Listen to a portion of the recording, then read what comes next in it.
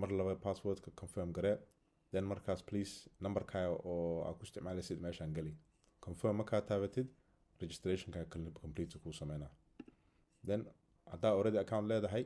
login aad galaysaa sida lagu aqaano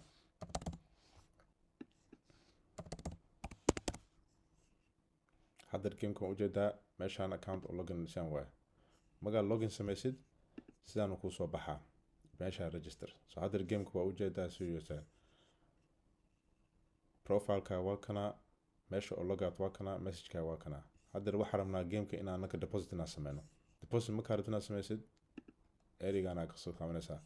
meeshaan waxaa kuu soo baxaya information badan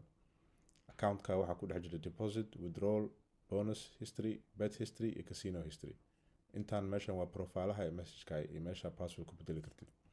hadda deposit markaa rabtid waa ujeedaa deposit meeshaan taabanaya rabtid oo withdrawal midkaana taabanaya meeshaan isku bedelaa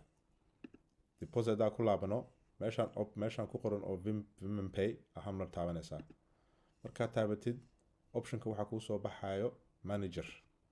managerka adiga waxa waaye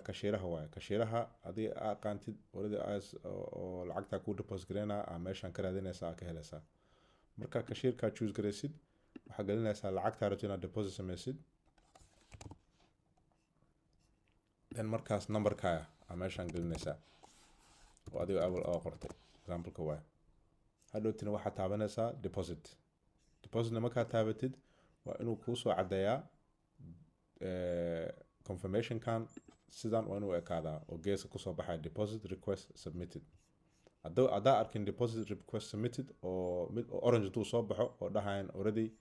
pending request waa sameysay please one at a time deposit bisa sameyni kartaa waa inaad ka sugtaa kashiirka inuu ku approve gareyo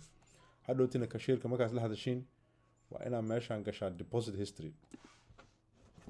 markaa gashid waxaa kuu soo baxayo many details waxaa kuu soo baxaya all status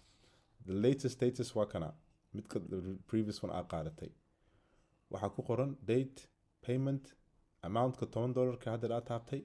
iyo short code midkaa raadinaysid waa short code kana muhiim ah 4 numberkan oo short code cashier-ka markuu kula soo hadlo oo raba lacagtina kuu deposit garo waa inaad u dhiibtaa 4 kan code oo short code markuu 4 kan helo asaga markaasuu depositka ku approve gareeni karaa sidii oo hadhowtin hadaa ku laabano withdrawal xataa waa similar process waaye Vim Pay galaysiin manager cashier-ka aad select gareynaysiin lacagta rabtaa gelinaysiin nin numberkiina gelinaysiin marka haddana taabatiin withdraw same aa imaanayo